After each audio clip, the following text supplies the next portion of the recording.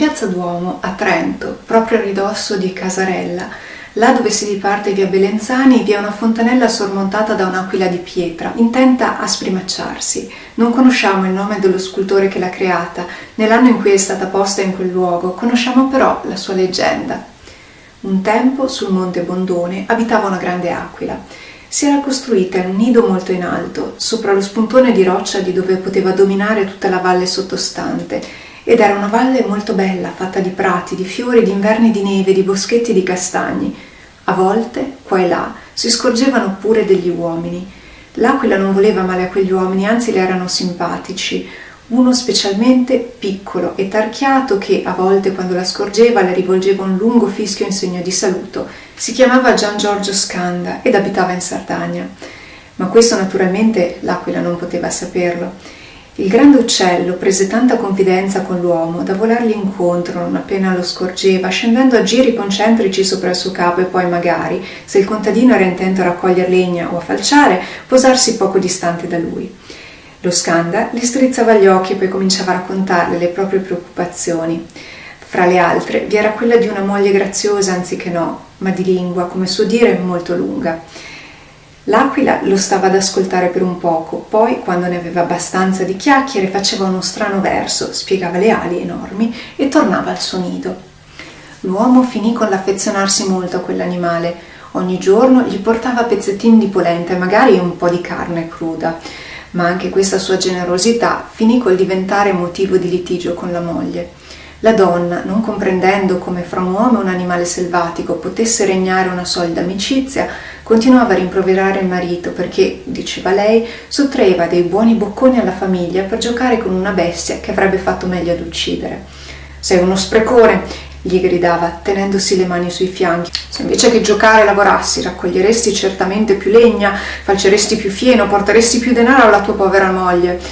Il contadino stava zitto per un po', ma infine afferrava la moglie per i biondi capelli e la picchiava di santa ragione. Dai oggi, dai domani, ormai tutti in paese dicevano che lo Scanda era un poco di buono che maltrattava la moglie fino a farla piangere o magari scappare di casa. Ne erano testimoni tutte le comari che volentieri ricevevano le confidenze della donna. Un giorno d'estate, di buon mattino, Gian Giorgio si alzò tutto allegro. Attento a non farsi udire dalla moglie, scese in cucina, aperse la madia, ne levò la coscia di un coniglio selvatico che aveva ucciso il giorno prima e un bel pezzo di formaggio, se li mise in tasca, poi uscì di casa prendendo la via del monte. L'aria era tersa e fresca, il rosa dell'aurora fuggiva dinanzi a un cielo blu porcellana, i fiori scuotevano le testine ancora roride di rugiada, profumando delicatamente l'aria. Il contadino camminava fischiettando. Il suo andare disturbò un coniglietto bianco che schizzò via lontano andando a nascondersi in una fratta profonda e un gruppo di uccelli che svegliati si cominciarono subito a cinguettare. «Cammina, cammina!» Il contadino, cuor contento, arrivò in un'ampia distesa di prati, proprio sotto alla roccia dove l'aquila aveva costruito il suo nido.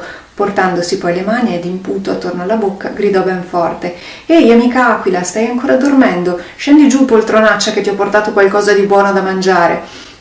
A queste parole rispose un grido acuto. Poi si vide l'aquila portarsi sull'orlo del nido, spiegare le ali e con volo maestoso scendere verso lo Scanda. Tutto contento, l'uomo si levò di tasca il pezzetto di coniglio e glielo mostrò.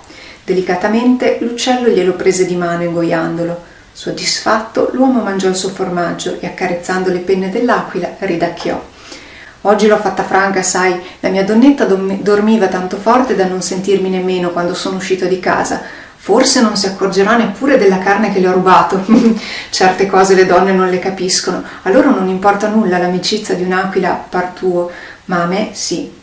E adesso voglio proprio godermi in pace questo momento di tranquillità, respirando quest'aria fine e fresca, questo meraviglioso silenzio non turbato dalle urla della mia donna».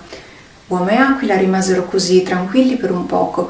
Poi l'uomo, alzatosi, con un sospiro di rassegnazione si allontanò diretto verso Sardegna. Non vi era ancora giunto che udì un gran piangere e gridare. Era sua moglie che in cortile stava sfogando i propri rancori verso il marito in mezzo ad un crocchio di comari. «È finita?» gridò l'uomo arrabbiato. Le comari corsero via svelte come anatroccole. La moglie, invece, con gli occhi gonfi di pianto, gli si rivoltò contro gridando: Tu hai portato via il cibo alla tua donna, e per chi poi? Per una stupida aquila, vergognati!» Lo Scanda, facendo finta di non udire, entrò in cucina e la donna dietro, sempre gridando. L'uomo passò nella stalla e la donna dietro, sempre rimproverando.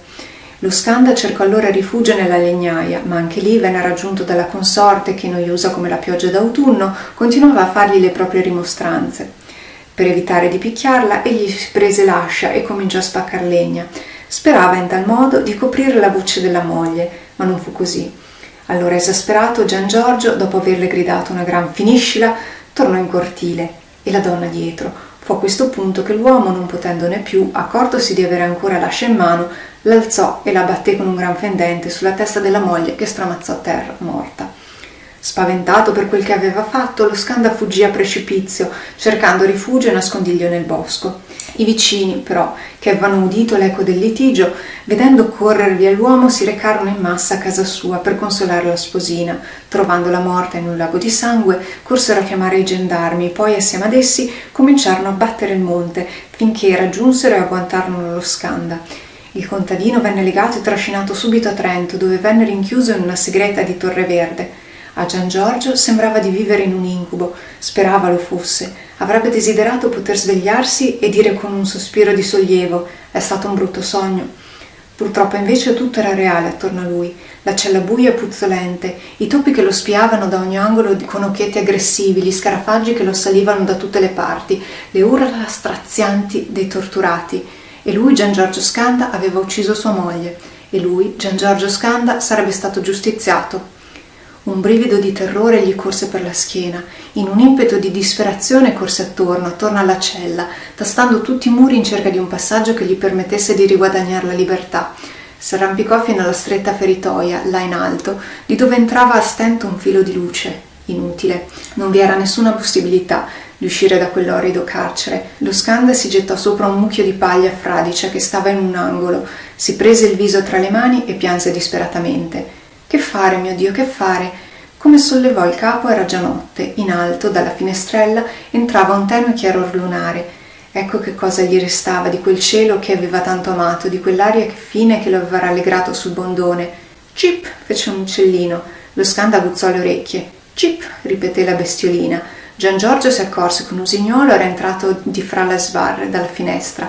Vattene, gli disse con tenerezza, almeno tu vattene, che ci trovi di bello in questo orribile buco, o forse sei venuto per trovare un disgraziato come me. Lo Skanda rimase stupefatto nell'udire una vocina, sottile come un filo d'argento, chiedergli a sua volta: sei tu l'amico dell'aquila?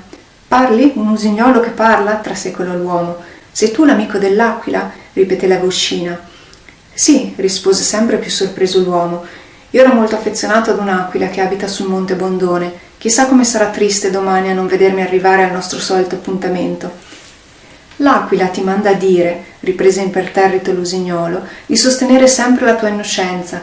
Cerca di far tirare per le lunghe il processo, ci penserà lei a salvarti, ma non giurare il falso. Ti ricorderai di non fare nessun giuramento? Chiese, piegando la testina di lato l'usignolo. D'accordo, disse l'uomo, senza però far gran caso alle parole dell'uccellino. Salutami l'aquila, ti prego. E due grosse lacrime gli sculcarono il viso.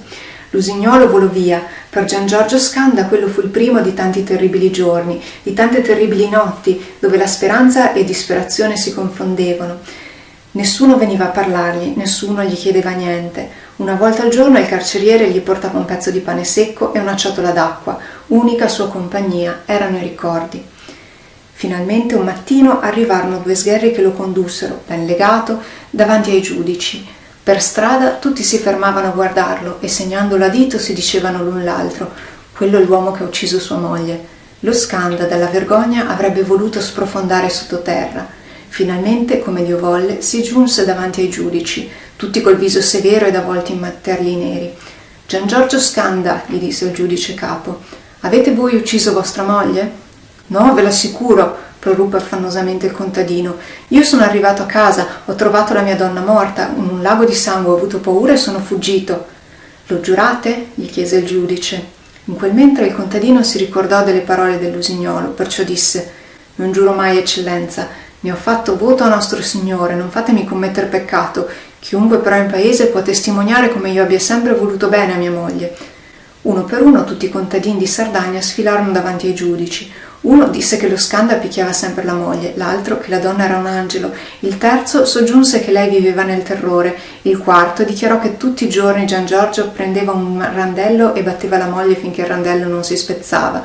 Più o meno tutti testimoniarono che lo Skanda era un poco di buono, un violento. Intanto l'imputato pensava: speriamo che l'aquila arrivi in tempo a salvarmi, ma come farà? Deve essere un'aquila fatata, altrimenti come avrebbe potuto inviarmi quel messaggio tramite l'usignolo, o me lo sarò sognato? Come tutti, ma proprio tutti i testimoni vennero uditi, i giudici si ritrovarono in una sala di Palazzo Pretorio. Dopo pochi minuti riapparvero e lessero la loro sentenza. Gian Giorgio Skanda doveva morire mediante decapitazione. L'uomo, in preda a folle terrore, si gettò in ginocchio, implorò pietà, pianse invano. I giudici rimasero impassibili. In piazza del Duomo la folla che nel frattempo si era ammassata urlava: «Morte l'assassino, a morte!» Subito, fuori dal Palazzo Pretorio, viene approntato un palco con un grosso ceppo. Arrivò anche il boia dal nero cappuccio, tirato sul viso e una lucente mannaia in mano. 8 armigeri affiancarono lo Skanda, 4 confratelli della Buona Morte gli si misero davanti. Poi il triste corteo uscì all'aperto. Il popolo fece ala e lo Skanda venne accompagnato sul patibolo.